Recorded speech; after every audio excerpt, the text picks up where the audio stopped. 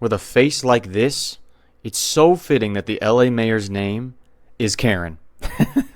And she just had an interview with Margaret Brennan over here, and it was not good because even Margaret Brennan was disappointed, especially at the end, in some of Karen's claims, which Margaret actually refuted. It was like a Karen on Karen battle. And because there were so many lying statements that she made, I included clips like these from the director of ICE, which directly refute Karen Bass's claims. It's itsSeanDaniel here, and please comment down below Karen. Just that one word. Take a few seconds right now. Comment Karen. I want to see how many we can get. And I apologize if one of your guys' real name is Karen. It does not mean it's a negative on you. We turn now to Los Angeles Mayor Karen Bass. Good morning, Madam Mayor. Good morning. Good morning. Okay. Glad you can hear me. We are looking at immigration issues 6 months in. You have had such a firsthand experience out in LA, given the deployment of U.S. troops. The president ordered the early release of nearly half of the National Guard from LA. Have they departed yet? What are the remaining ones doing? Well, I believe they've departed, but they were never needed in the first place. And the remaining ones are doing what they were doing all along, which is essentially protecting 2 federal buildings, one of which in Westwood, where there never has been a big protest against the immigration raids.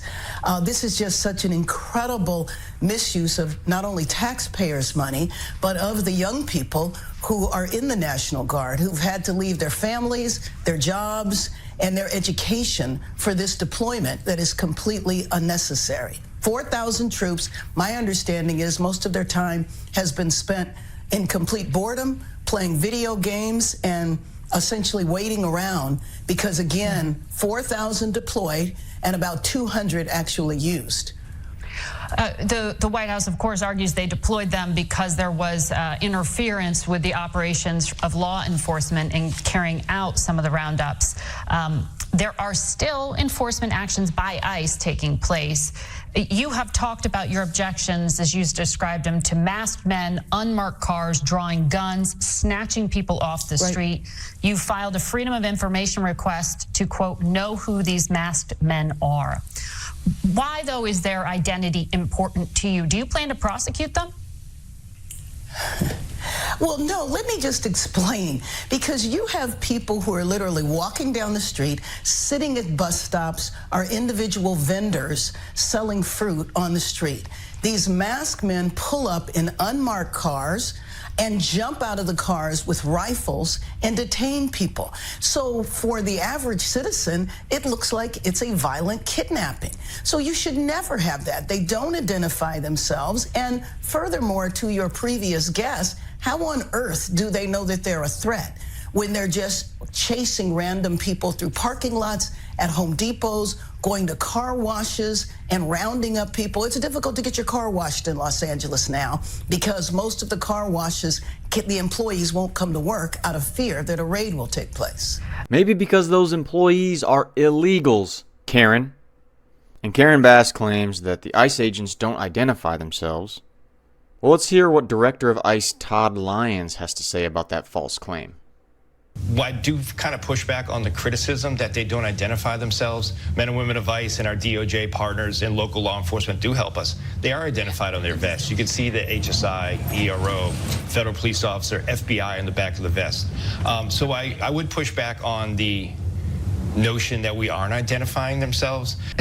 Well, the acting director says that his agents, some of them fear that their families will be retaliated against, and that's why they are covering their faces, that they do wear markings for the agencies that they work with. How do you respond?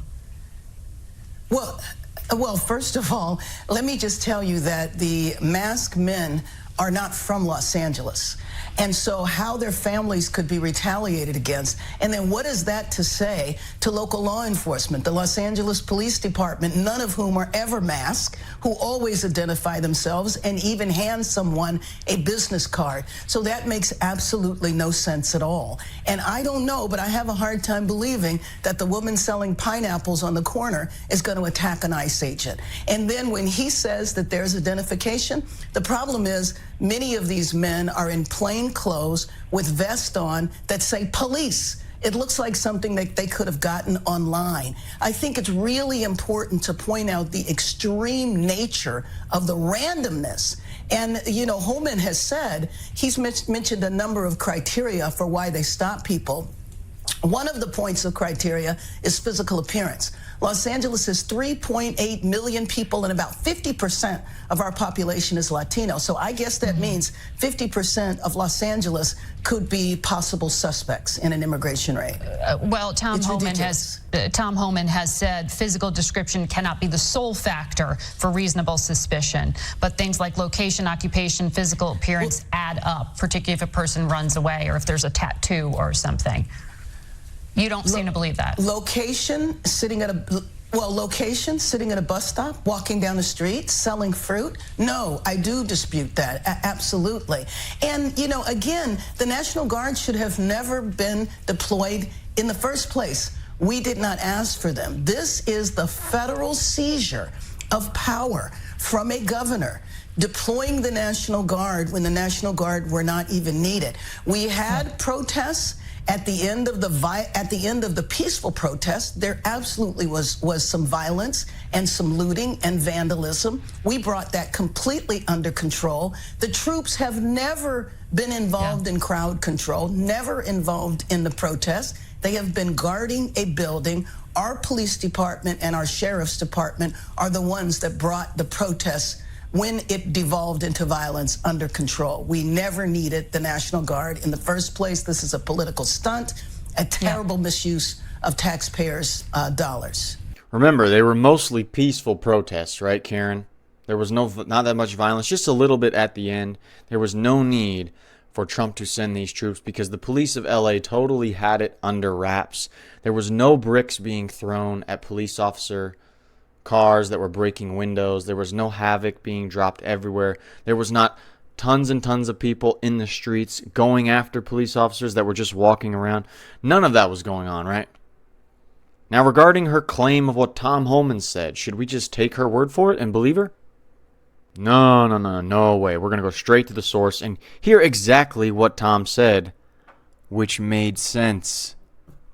Well, first of all, let me be clear. Physical description can't be the sole factor to give you reasonable suspicion.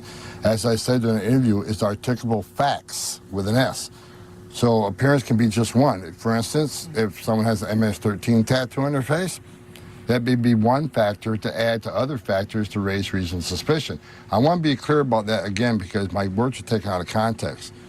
Physical description cannot be the sole reason to detain and question somebody. That can't be the sole reason to raise reasonable suspicion. It's a myriad of factors, and I could sit here for the next half hour and give you all the factors. So every officer, every situation is different. But I can tell you this, every ICE officer goes through Fourth Amendment training every 6 months and reminded what their authorities are for arrest, detention, and questioning. So the officers are very well trained. So another Karen Bass lie destroyed. Let's hear another one. There's more we could talk about here, but I want to ask you about fires, because we are now officially in fire season. It was just 6 months ago we saw those blazes in LA. You fired the then fire chief for, you said, a failure to prepare, but you still don't have a permanent fire chief in that role. Isn't that a problem? Are you prepared? No, I don't think that's a problem at all. Our interim fire chief has 40 years of experience. In fact, he had just recently retired. I called him in out of retirement during the fires. He was doing the Emergency Operations Center. So he stepped in, didn't miss a beat by taking over the fire department, and we are prepared. We do know that it's fire season. So is your plan to keep him in place? Since you brought him out of retirement and put him in an interim basis? No, I'm sorry. No, we're doing a national search, and he is certainly open to apply, but the nation's second largest city needs to make sure that we search the nation for the best talent. And I'm sure that there will be people in the department that apply, but we want to cast the net wide. We did the same type of search for our police chief. This is the guy that they hired to be the police chief, Jim McDonnell, after a nationwide search, and he too is going to do whatever these big LA politicians want him to do in protecting people from deportations, in protecting the sanctuary city policy. We are guided by the law, but we're guided by the principles of working with every community, and the immigrant community is a large portion of Los Angeles.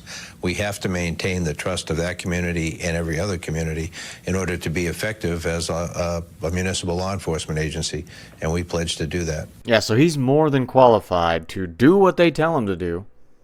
It must have been some good money, because I don't know who would want to be the police chief of LA or the fire chief of Los Angeles when you know the politicians like Karen Bass over here will just throw you under the bus if something happens, even if it was their fault. Especially with the principal of California, the governor, being Gavin Newsom. You're telling me he won't throw people under the bus for his benefit? Okay.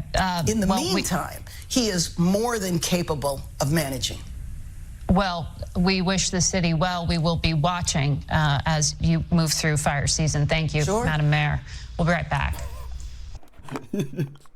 Even Margaret Brennan, the mega lib from CBS, was not impressed with the real Karen of the world, Karen Bass. Look at her face. She's like, okay, Karen, you want to go with that? That's fine with me.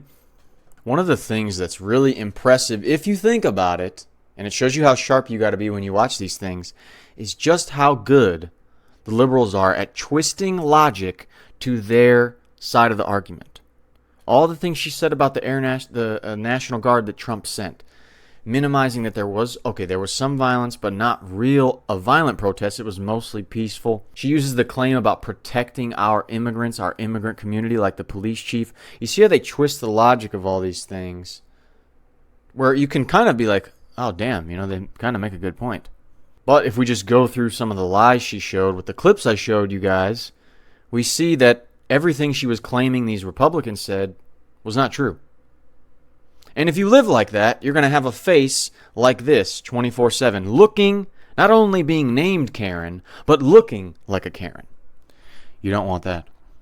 It's itsSeanDaniel here, and if you want to see more of what the director of ICE said, which included calling out the Democrats over here who keep endangering ICE agents, check out this video right here, and I will see you in the next one. If you enjoyed the video, you can hit that like button too.